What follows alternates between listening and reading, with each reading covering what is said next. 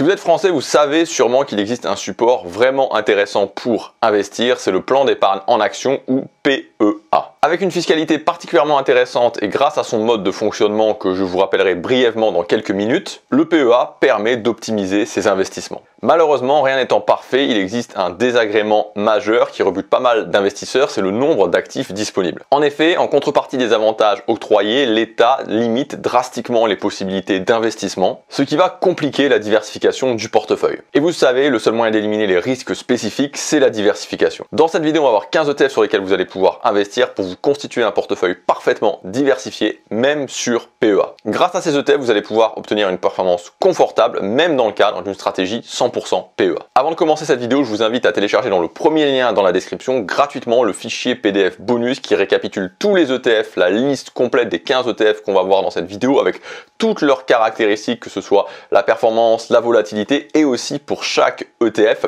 Pourquoi c'est intéressant d'investir, pourquoi ce serait, évidemment parce que vous n'êtes pas obligé d'investir sur tous les ETF, mais pourquoi ce serait intéressant d'investir sur cet ETF. Je vous invite à le télécharger dès maintenant, c'est le premier lien dans la description, ce sera beaucoup plus simple pour vous de vous y retrouver dans cette liste d'ETF pendant qu'on va les voir dans cette vidéo. Alors on va commencer avec la première partie, un rappel des avantages du PEA. Pourquoi tout simplement c'est intéressant d'investir au sein d'un PEA. Déjà parce qu'au bout de 5 ans, vous ne paierez plus d'impôts, 0% sur vos gains, et ça depuis la loi PAC de 2019 qui vise à stimuler la croissance des entreprises. Alors attention, vous ne serez pas exonéré de prélèvements sociaux, mais vous passerez sous la barre des 20% de taxes au lieu des 30% de flat tax, je parle dans le cas général bien sûr. Ensuite, deuxième avantage, c'est que le PEA est un circuit fermé, c'est-à-dire que tant que vos gains restent à l'intérieur de votre PEA, sur le compte espèce du PEA, vous n'êtes pas taxé. La fiscalité sur le PEA ne s'applique que quand vous les retirez du PEA. Contrairement à ce qui se passe sur le CTO, vous êtes taxé sur vos gains dès que ceux-ci sont déposés sur le compte espèce, même si vous ne retirez pas ces gains de votre CTO.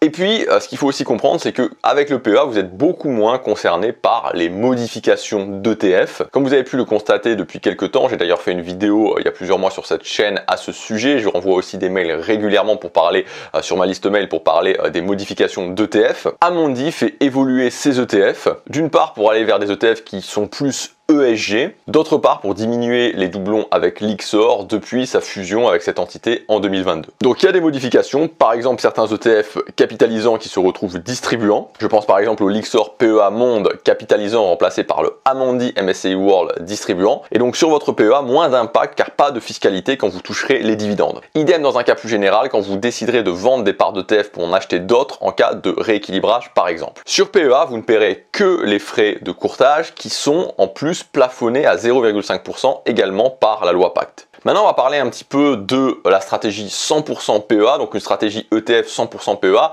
C'est l'idée finalement de pouvoir tout regrouper sur PEA pour se simplifier beaucoup la vie quand on met en place sa stratégie ETF passive.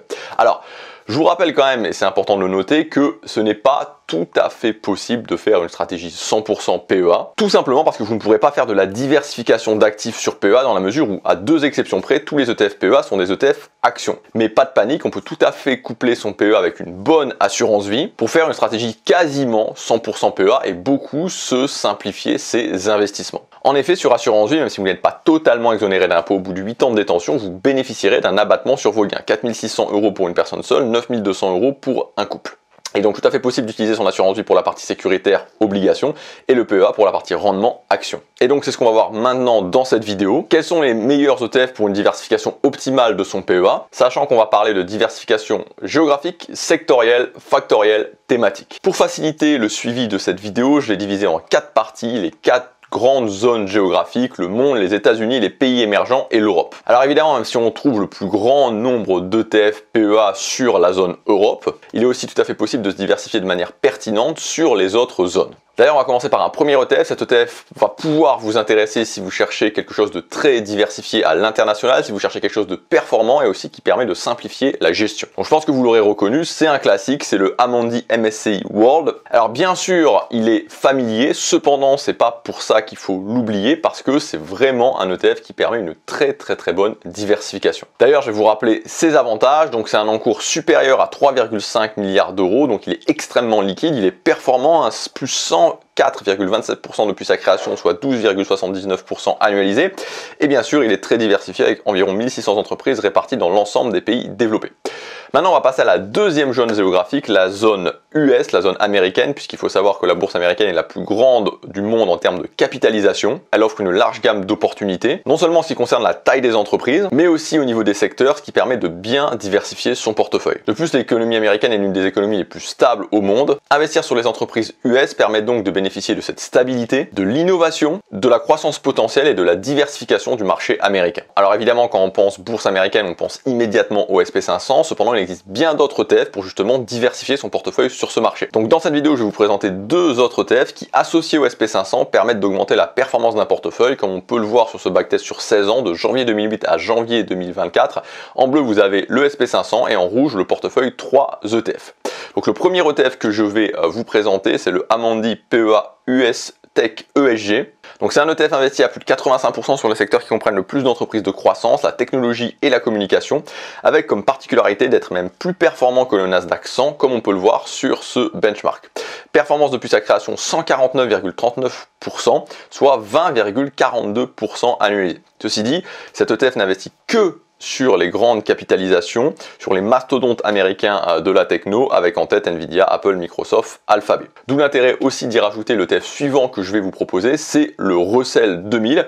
Donc c'est un ETF sur les petites capitalisations. Alors c'est vrai que historiquement, sur de longues périodes, les petites capitalisations ont surperformé les grandes capitalisations, même si actuellement elles ont moins la cote. En effet, depuis plusieurs années, le marché boursier est tiré par les grandes entreprises technologiques, on vient d'en parler, et surtout par ce qu'on appelle les Magnificent Seven ou les 7 magnifiques en français. Cependant, il faut noter que le marché devrait connaître une baisse des taux cette année, ce qui pourrait favoriser les petites capitalisations, parce que même si le crédit peu cher est bon pour toutes les entreprises évidemment, ceci est d'autant plus vrai pour les petites qui ont tendance à surperformer les grandes dans un contexte de baisse des taux. Comme on peut le voir, cet ETF est très bien diversifié sectoriellement et pas si mauvais que ça en termes de performance, surtout si on regarde depuis l'origine, 2014, plus 70,71%, soit 9,31% annualisé. Alors évidemment, je ne peux pas terminer les États-Unis sans vous présenter l'ETF star des États-Unis, le SP500. Alors il est super connu, donc je vais être assez rapide. Donc j'ai choisi le BNP Paribas Easy SP500. Alors pourquoi l'ETF BNP? Tout simplement parce qu'il surperforme régulièrement son indice.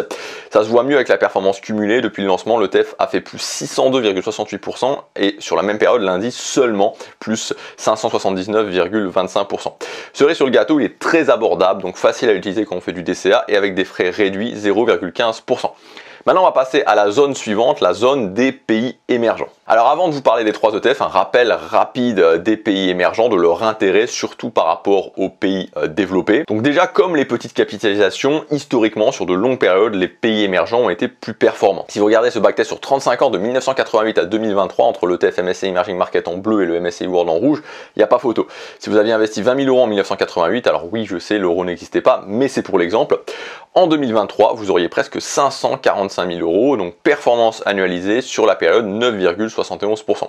C'est dû au fait que leur croissance économique est plus rapide en raison de différents facteurs comme la démographie, l'urbanisation, l'industrialisation, l'expansion de la classe moyenne, etc., etc. En revanche, il faut aussi savoir que ces marchés vont présenter plus de risques, donc des risques politiques, des risques de la fluctuation de la devise, et donc ça les rend beaucoup plus volatiles. Si on regarde la performance du même ETF, toujours par rapport au MSCI World, mais sur 5 ans seulement, donc 2018-2023, on voit que les marchés émergents ont beaucoup moins bien performé. Cependant, ça n'indique en rien qu'ils ne vont pas repartir à la hausse dans l'avenir, et donc c'est important d'en avoir dans son portefeuille dans un souci de diversification. Donc le premier ETF que je vais vous présenter sur les marchés émergents, c'est le Amundi PEA MSCI Emerging Market ESG Leaders.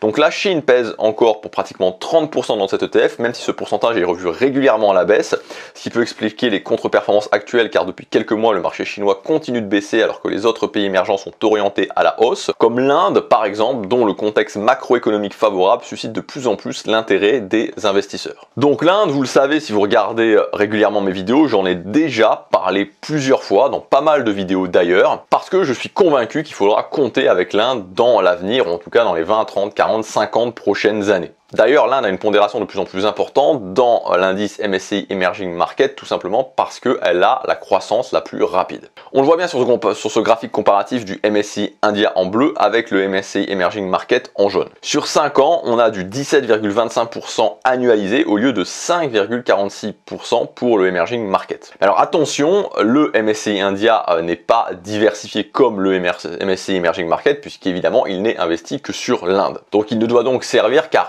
surpondérer, si vous le souhaitez, la partie Inde de votre portefeuille. Donc l'ETF sur le MSCI India, il n'y en a qu'un éligible au PEA, c'est le Lyxor PEA Inde. C'est un ETF peu cher, moins de 30 €, qui est plus performant qu'un ETF MSCI World depuis le milieu des années 2000, comme on peut le voir sur ce graphique qui représente un backtest sur 30 ans entre l'ETF MSCI India en rouge et l'ETF MSCI World en bleu. Seul bémol de cet ETF, les frais qui sont relativement élevés, 0,85%.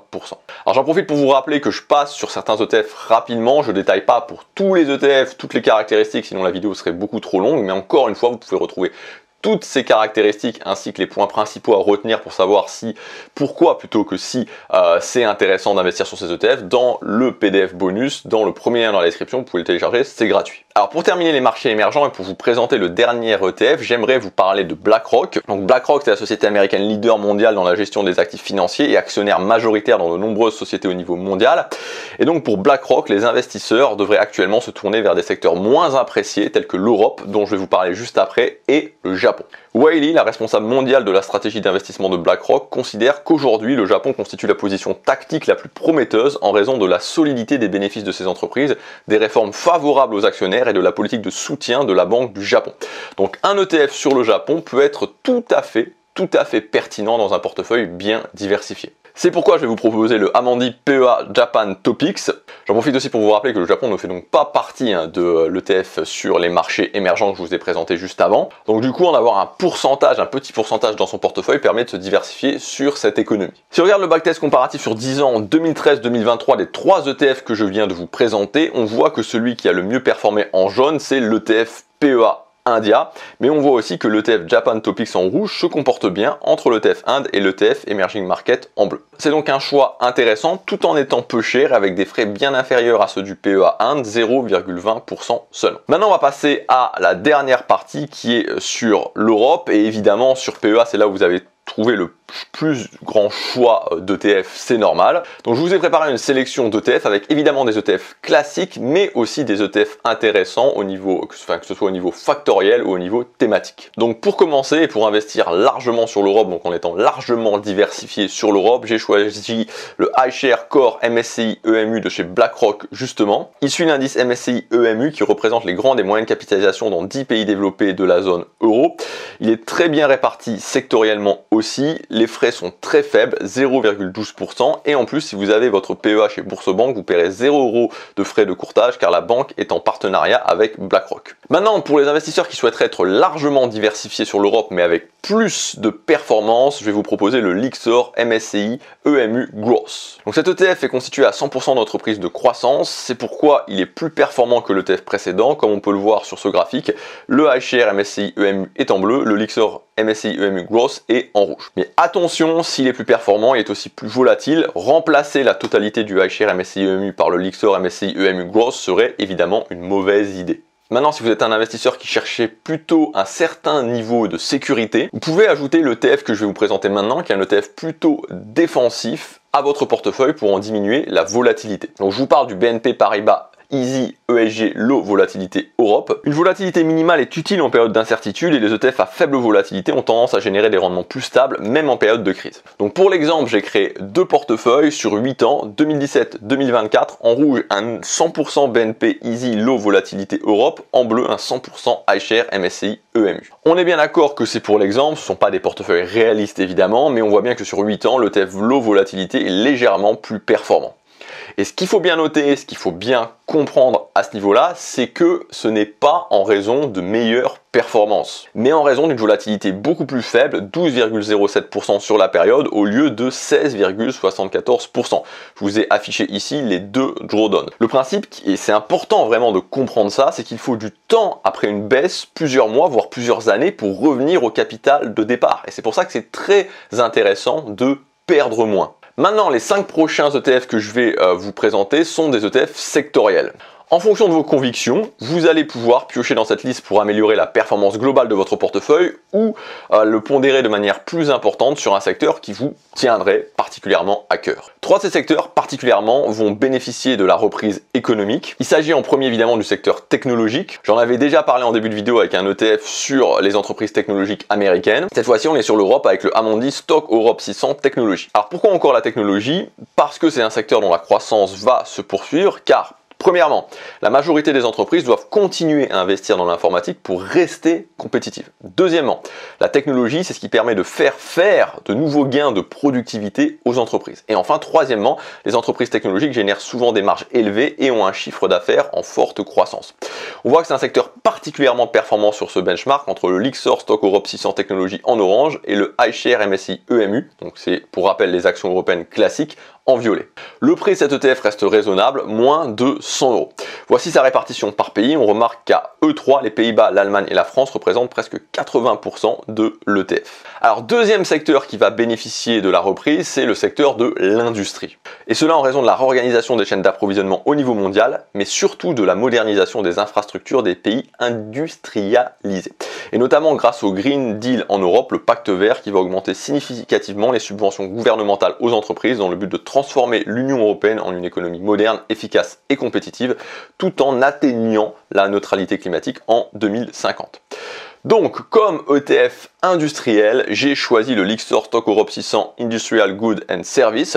Donc, c'est un ETF investi à 90% sur le secteur industriel. Et d'ailleurs, parmi les 10 principaux composants de l'indice, on retrouve Siemens, Schneider, Airbus, Safran, Volvo, Rolls-Royce. Alors maintenant, je voudrais faire un point et vous montrer quelque chose concernant ces deux ETF, l'ETF technologie dont on a parlé juste avant et l'ETF industriel que je viens de vous présenter juste maintenant, chacun étant très performant dans son domaine. Alors si on fait un backtest sur 30 ans, de 1994 à 2024, on remarque que le secteur industriel est plus performant que le secteur technologique, ce qui pourrait paraître assez contre-intuitif, même si on voit bien l'hyper-performance de la bulle techno de 2000. Alors évidemment, la question qu'on peut se poser, c'est pourquoi? Alors c'est pas en raison, encore une fois, de meilleures performances en annualisé, elles sont quasi identiques, on le voit bien ici sur cette image, mais en raison des 8 points de volatilité en moins pour le secteur industriel, 19,22% au lieu de 27,20%.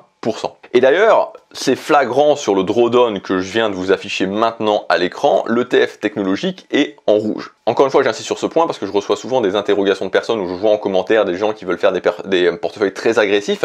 Faites toujours bien attention parce que limiter les pertes peut être parfois plus intéressant que avoir plus de performance. C'est ce qu'on vient de voir ici. Est-ce que ça veut dire qu'il faut pour autant éviter le secteur technologique? Pas du tout. Il faut simplement y placer un pourcentage raisonnable, voire très raisonnable de ses investissements et surtout rééquilibrer son portefeuille ponctuellement. Et enfin, le troisième secteur qui pourrait bénéficier de la reprise économique, c'est évidemment la santé. En effet, selon l'OCDE, l'Organisation de coopération et de développement économique, les dépenses de santé par habitant ont été multipliées par 6 au cours des 4 dernières décennies. À l'image, vous avez les 10 premiers pays. Par exemple, les États-Unis sont passés de 2000 $ à 12 000 $.